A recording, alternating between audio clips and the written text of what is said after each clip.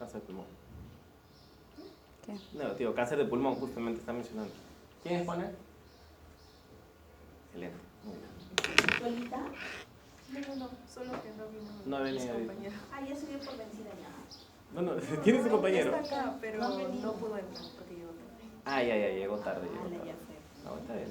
Ya, aquí Ya sabe. va a ocurrir una acetilación del Mañana. NR2, que es el factor de transcripción, factor nuclear, factor 2, relacionado con citrulline. Y bueno, esto al ser un antioxidante, pues va a disminuir estos genes. Y luego tenemos ya, por último, la fibrosis y el enfisema, que aquí va a haber una disminución en la alfa-1 antitripsina, generando un aumento de la elastolisis, causando enfisema. Y por último, un aumento del factor de crecimiento transformante beta, que va a causar fibrosis. Y por último, bueno, acá tenemos... Pasamos un ratito con Antonella. Ya explicaste bien, Rosy, descanso.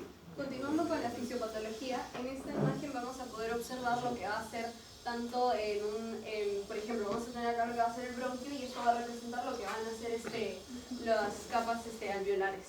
Ahora, esto vamos a tener en un paciente lo que va a ser sano y este va a ser lo de un paciente con EPOC. En este caso vamos a ver, en el caso de la inspiración y de la exhalación, podemos ver que en ambas imágenes tenemos los conductos aéreos despejados. Pero claro, tenemos la presencia del moco porque también es un componente protector hacia nosotros. También vamos a tener que se van a encontrar intactas las capas de los alveolos se van a encontrar intactas, entonces van a poder generar un correcto intercambio gaseoso. Ahora, en el caso de un paciente con EPOC, desde un inicio vamos a ver que se va a complicar, por ejemplo, a nivel de los bronquios se va a complicar la respiración, tanto en la inhalación como en la expiración, ya que vamos a ver un incremento mucho mayor de lo que va a ser de lo que tenemos de lo normal, que ya no sería como un factor, ya no sería un componente ya protector, ya sería perjudicial para nosotros. Estos círculos que podemos ver acá estaría representando lo que sería la fibrosis en los bronquios, y tanto en esta imagen como en esta imagen se encuentran presentes y podemos ver que la luz del conducto, el conducto aéreo se va a encontrar totalmente restringido, se va a encontrar prácticamente casi por completo obstruido. Entonces, ¿Eso qué va a generar? ¿Ah? ¿Qué va a generar eso entonces? Eso va a generar bronquitis crónica. Claro, pero por ejemplo, Porque arriba es inspiración. Inspiración y expiración. Entonces ya, si inspira y claro, luego pasa... Eso es, ahorita, justo ahorita. Perdón. Como estaba mencionando que era aquí la inspiración y la expiración, está relacionado en que la inspiración va a estar muy complicada a diferencia de lo que por ejemplo vendría a ser en el enfisema. La inspiración va a estar complicada, no va a lograr inspirarse de una manera correcta, el paciente va a tener un mayor esfuerzo para tratar de inspirar el aire, y va a ser mucho más complicado el tratar de expulsarlo. Por eso ahí mismo y más la presencia del moco, el paciente va a tener la necesidad más de generar tos, entonces eso sería lo que sería tos productiva con la expectoración. Pero que también lo quiero mencionar más en lo que va a ser manifestaciones clínicas. Ahora, con respecto a esto que vendría representando las capas de los alveolos, vamos a ver que no se van a encontrar totalmente afectados. Estos mismos, al principio van a pasar por un proceso de inflamación y seguido del proceso de inflamación va a empezar por su proceso de destrucción, principalmente por la deficiencia de lo que va a ser la elastina, ya que fue degradada, como por ejemplo dijo mi compañera, por las proteasas.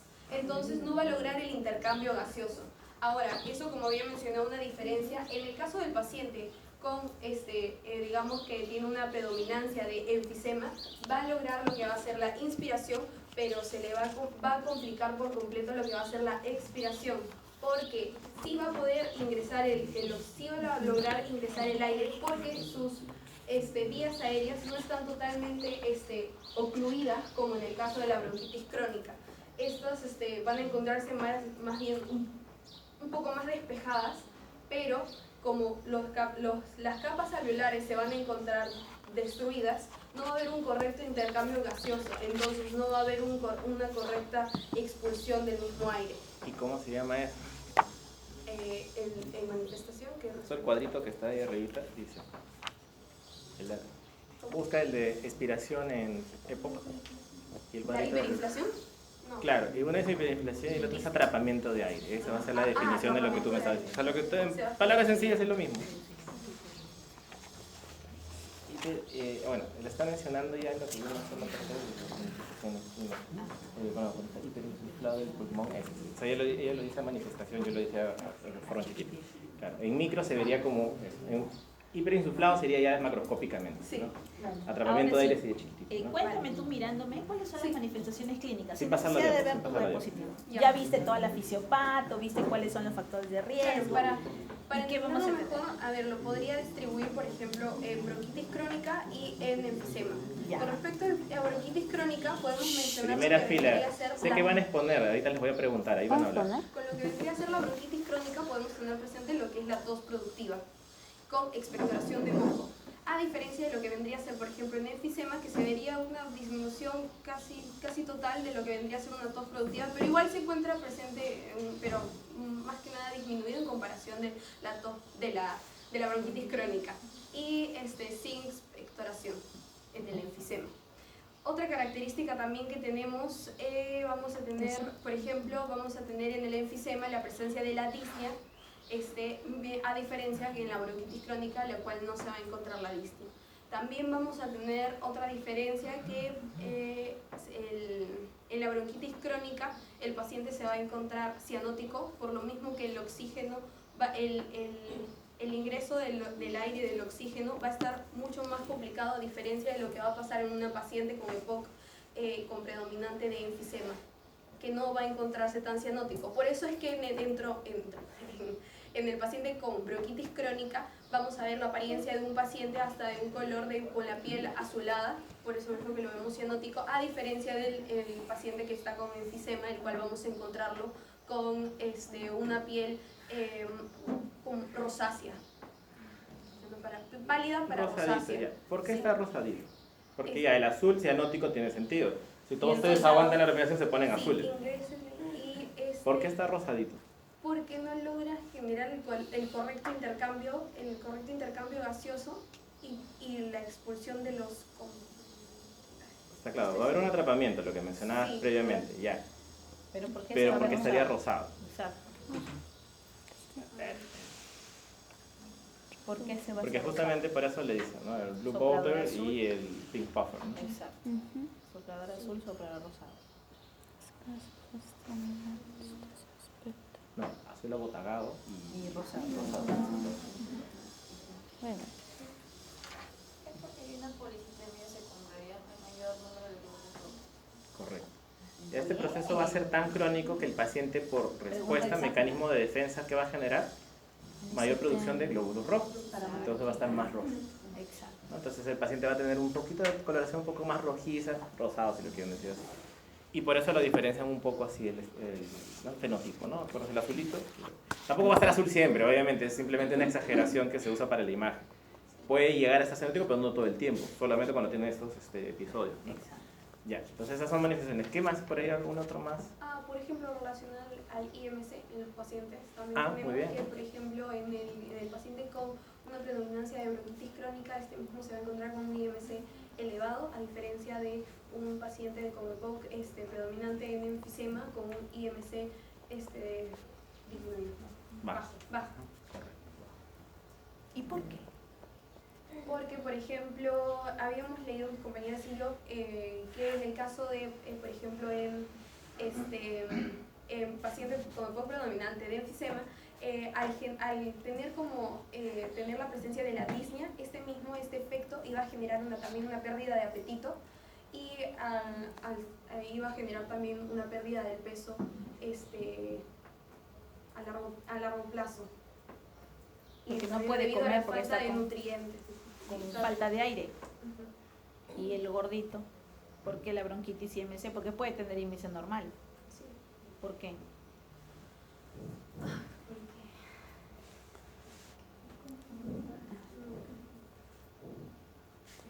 IMC normal, IMC aumentado, ¿por qué? Tú misma me la estás explicando.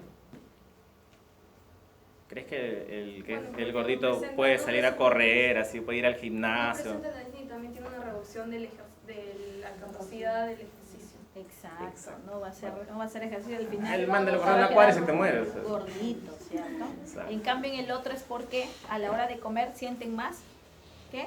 Disnea, más cansancio. Por eso es que en este tipo de, bueno, de ahí te voy a preguntar, hay unos tipos de alimentaciones específicos para este paciente, ¿no? Donde se le da, Ni yo, pero... no, no, ya.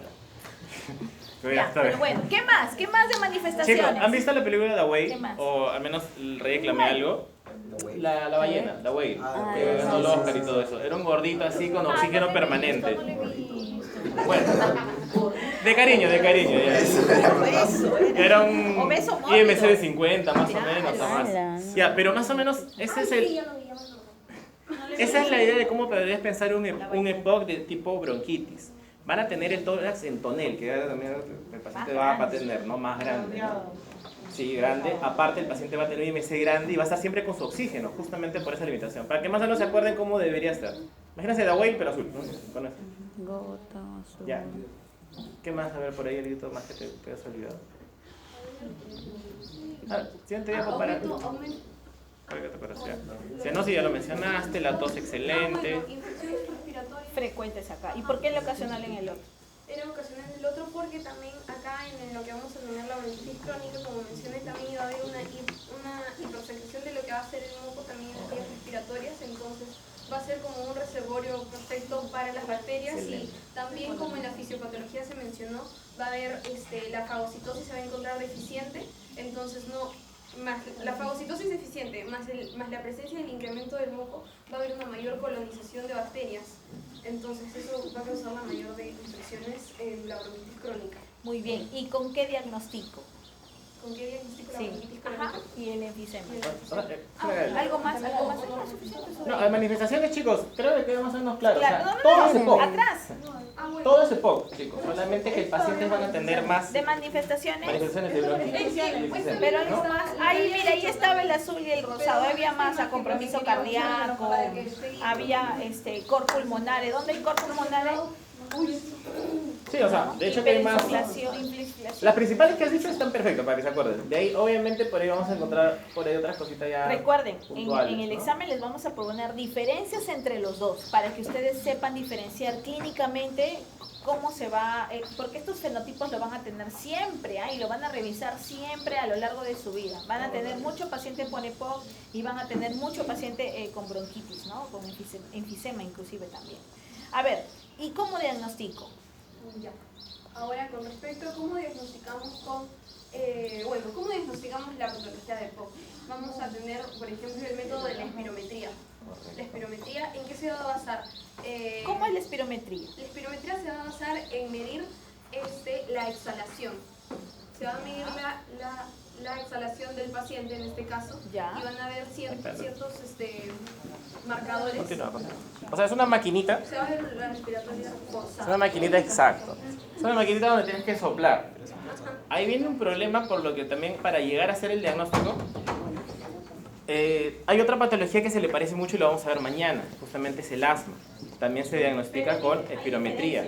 Claro, justamente hay una diferencia entre las dos, ¿no? Ahí solamente les iba a comentar, ¿han escuchado de que, por ejemplo, asma en niños es difícil el diagnóstico? Sí. Es justamente por esto, por la espirometría. ¿Qué creen que un bebito de 1 año le va a decir? A ver, siéntate, te tapamos la nariz, no llores y... No, pues a un bebito no te va a entender nada de esto. Al no poder seguir estas órdenes es difícil hacerle un diagnóstico por espirometría. Se lo hace por clínica y todo, pero aún así no. Entonces por eso ahí viene que a los que son más menores, ¿qué les ponemos? No. Bronquiolitis. Oso, exacto. Porque en ellos es difícil que todavía puedes llegar a diagnóstico todavía. Entonces, Soplo, Antonio. síndrome de poliquístico.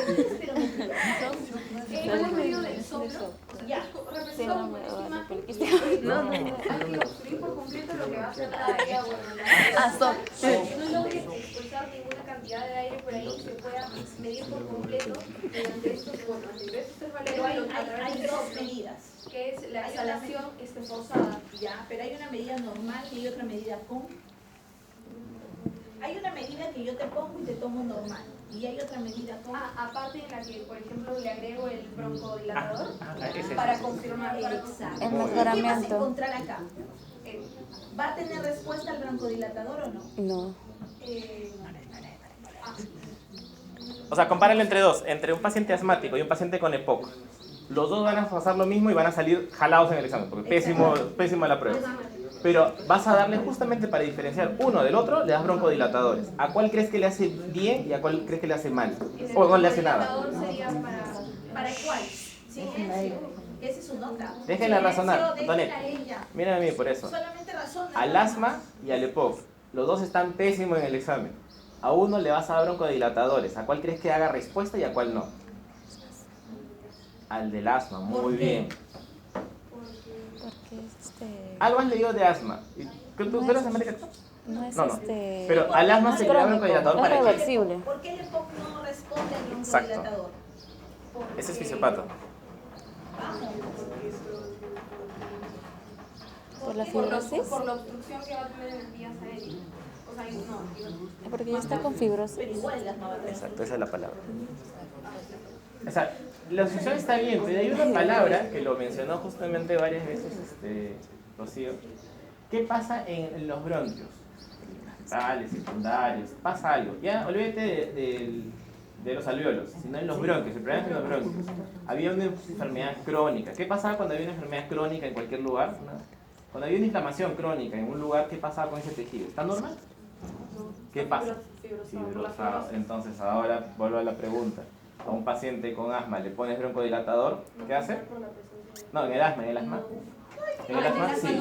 No hay fibrosis, exacto. Pero ahorita No hay remodelación. ¿Por qué no En el EPOC, correcto. Pero ¿por qué en el EPOC no hay respuesta al broncodilatador? Porque ahí va a haber presencia de lo que va a ser la fibrosis. ¿Y qué pasa con la al estar fibrosis? fibrosado, no va a lograr una broncodilatación. Lo que pasa es que, ¿qué pasa? En el músculo liso, ¿qué pasa? Hay broncoconstricción. Y los medicamentos del broncodilatador, ¿qué hacen en el músculo? ¿Qué hacen en la vía? ¿Qué hacen? Esta es una respuesta porque es el medicamento para el asma. En cambio, en este no, porque el alveolo o el bronquio va a estar totalmente reducido. ¿Por qué? Por lo duro. ¿Vas a poder expandirlo? No, porque está totalmente fibroso. Es la remodelación. Eso ya se quedó así, ahí quedó. Ahí muere. Ya fue. Ahora, te pregunto, la última. Este paciente es obstructivo, restrictivo o mixto. ¿Qué patrón es? Obstructivo. Obstructivo, bueno, te lo dejo. Obstructivo, restrictivo, mixto. Así se le va a poner. Obstructivo, restrictivo, mixto se le Yo pone. recuerdo que era obstructivo. Cuando hice mi morfo 3. No vale decir las tres, pues no valen. Pues. Sí, pues. Obstructivo, restrictivo, mixto. Obstructivo, restrictivo, mixto. Esta parte en realidad, chicos, acuérdense que sigue siendo diagnóstico. Yo no les voy a preguntar diagnóstico. Se lo dejo nomás ahí. Pero sí, va a ser restrictivo. Lo que me menciona el doctor. Obstructivo, restrictivo. Restrictivo. ¿Por qué no sería obstructivo? Sí. Según farmacología. Según Morfo 3. Según Morfo 3. Según farmacología dice que es obstructivo. Aguanta. Obstructivo, pues. Irreversible. ¿Ya qué dije yo? Restrictivo. La re quería decir de restrictivo. Ay, Ya, perdón. estaba perdón. replanteando todo. Obstructivo, ya, restrictivo, ya. Tranquilo, baja. Voy a llamar a la sala. Igual. Esa parte en realidad de este diagnóstico, pásalo. Eso no es importante. ¿Pero va a venir del examen? No. Bueno, acá hay un tratamiento. Ya. Tratamiento viene a ser exactamente lo mismo. Acá no va a actuar el broncodilatador. Es que el broncodilatador no va a actuar acá. No es nuestro principal. No, pero entonces, claro, lo que sí va a tener acción va a ser en los muscarínicos. Entonces tiene que saber más o menos algo para que... Puntuales, sí, puntuales. ¿Rápido? Puntuales, sí. Bueno, vamos a ver Es lo único que el una paciente liberación de permite. acetilcolina, ¿no? Sí. La acetilcolina se va a unir con sus receptores que van a ser muscarínicos. Correcto. En este caso estamos en el bronquio, van a ser de tipo M3. Entonces se va a unir, y también con el B2. Beta 2. Beta 2, es ambos receptores. Entonces la acetilcolina se va a unir con esto y va a aumentar el tono colinérgico. Al aumentar el tono colinérgico, a su vez va a aumentar el flujo aéreo. Sí. La resistencia aérea Y y por ahí eso- generar el atrapamiento de aire. Eso sería en un paciente, claro, con EPOC. En todo caso, como vemos que estos receptores vendrían a ser targets porque estos mismos se puede aplicar medicamentos, fármacos, los cuales se pueda generar una reversión. O sea, es reversible, quiero decir que va a ser reversible. Su mecanismo va a poder ser alterado.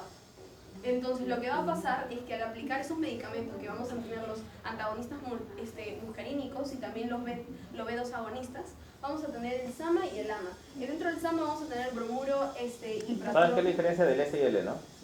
Sí, ¿qué? Entre el S y la L. Perdón, digo, ¿qué? No dije. El SAMA, va a ser uno de que va a actuar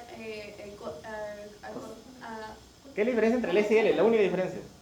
¿Qué es? Ajá. a corto plazo de la Ya, es, plazo, nada más. perdón, acción corta, Acción corta y acción larga. Eso. Excelente. Y de igual forma que en el mismo, acción corta, Tal acción cual. larga. Es lo único que tienen que Ajá, recordar para eso, la Y forma eso muy van a bien. actuar así, se va a hacer se va a generar lo contrario y va a disminuir De buen humor, ¿no? va a disminuir el tono colinérgico, también Ya. va a disminuir la resistencia del flujo, la resistencia del flujo aéreo y también va a reducir por ende el atrapamiento del aire. El problema de estos pacientes es a la larga. ¿Cuál creen que es lo principal de tratamiento que tiene que tener el paciente? Antiinflamatorios y con... Ni siquiera eso. Parece más absurdo, la respuesta es más absurda de lo que parece. Lo primero que tiene que hacer el paciente, Evitar la reacción. alejarse del tabaco. Ah, Créanlo o no, o sea, el primer factor es eso, o sea, de nada te sirve todo lo demás que hemos hablado. Y tú dices, mira, le meto todos los fármacos antiinflamatorios, corticoides, si el paciente no deja de fumar. Porque tengan en cuenta de que el paciente ya es un fumador pesado. O sea, estos no son, pues, o sea, los que fuman 15 al día, ¿no? Sino que fuman más, pues, 2 cajetillas, ¿no? 3 cajetillas al día. Entonces, estos pacientes, ¿creen que van a dejar de fumar después de que le den el diagnóstico? no voy a entrar. Es más, le das el diagnóstico, el paciente sale y está fumando, o sea, es así de adictivo. Entonces, lo único que se ha visto de que de todas maneras logra, porque tú dices, no, pero ya tengo EPOC, ¿qué puede empeorar? Puedes empeorar más todavía. Puede que la enfermedad lo mate en 2 años, entonces quitándole el cigarro, aunque no lo creas, es la mejor manera que el paciente pueda tener un poco más de sobrevivir, quitándole el cigarro de golpe. Entonces, ahí vienen los mecanismos que se crearon para quitar el cigarro, los parches de nicotina, los vapes, por ejemplo, no estoy señalando a nadie, solo el equipo. Entonces, los vapes fueron creados, el cigarro electrónico fue creado para que la persona pueda medir la cantidad de nicotina que recibía, porque la persona es adicta. Recuerden de que, ¿dónde se genera? El problema de la adicción es ya a nivel central, ¿sí o no? Tú generas demasiados receptores para nicotina y te acostumbras a que tu cuerpo reciba cantidad de nicotina. Entonces, ¿qué pasa si tu cerebro no recibe lo suficiente? Te pide, pues, y obviamente te va a pedir tanto que vas a seguir consumiendo. Pero ¿qué es la mentira que se dice el fumador? Yo lo controlo, lo puedo dejar cuando quiera, simplemente lo hago porque estoy estresado, y está estresado los 365 días del año, ¿no? Y por 15 años, 20 años. Entonces, ahí viene el tema de por qué la adicción es tan pesada y tan difícil de soltar. Porque el primer lugar es que el fumador nunca va a reconocer que está enfermo, o que tiene un problema, o que es adicto a algo, porque siempre piensa que lo puede controlar. Y es más, eso lo van a ver en psicología. ¿Llevan psicología ustedes ahorita o más adelante? Ya, psicología ahí pueden ver, psicología y psiquiatría, que el paciente tiende esta idea de que como tiene más poder que el cigarro, cree que tiene cierto, ¿cómo digo?, manejo, control sobre su vida. Entonces, él dice, no, yo esto lo puedo controlar, no soy adicto, yo lo controlo el cigarro. Entonces dice, pero deja de fumar. No, pero lo puedo controlar cuando yo quiera. Y jamás lo deja. Y están años y años mintiéndose. Lo voy a dejar el lunes, lo voy a dejar el sábado, lo va a dejar y nunca lo deja. Entonces, el cigarro es algo que lo van a ver demasiado. Y se lo digo por experiencia, Porque tengo amigos, familiares que siguen fumando y muchos de ellos tienen daño. Y muchos también tienen mi edad y ya están con bronquitis, ya están con problemas. Entonces, mis docentes de Neumo, del REBA, no voy a decir apellidos porque todavía siguen vivos, de verdad, me enseñaron en pregrado. Después de la clase, salimos del REBA pues al frente pues para cruzar y el doctor estaba en la esquina fumando pues. Era el neumólogo y nos daba la clase justamente de POC, y era, chicos, ¿qué tal? Y seguía fumando, o sea, ¿a dónde va todo eso? Pues, ¿no? O sea, ahí viene la incoherencia de lo que tú hables de salud y no la cumplas. Es incoherente, ¿no? Entonces, eso es por una parte. Y otra de que lo van a ver demasiado los EPOC. Créanme que ahorita parece mentira con las otras enfermedades que hemos visto, EPOC lo van a ver un montón.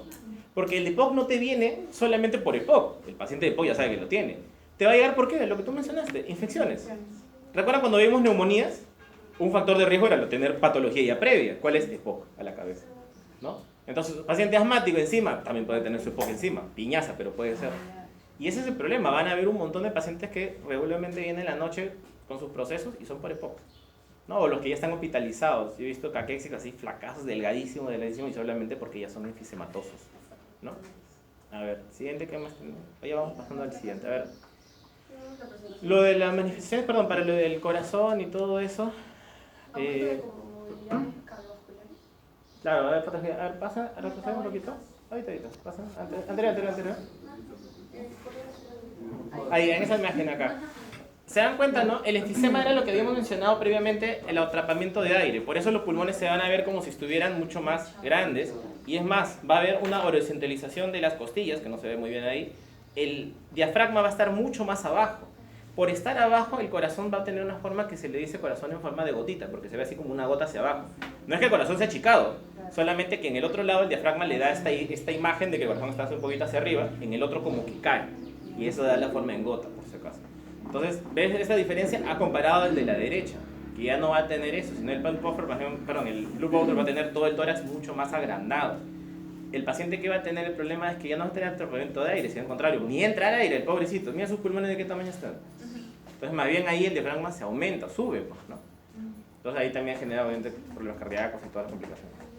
Listo, chicos, pasamos a la siguiente. Un aplauso a sus compañeras, lo han hecho bastante bien. Ahora pasan a los conversadores. Responde.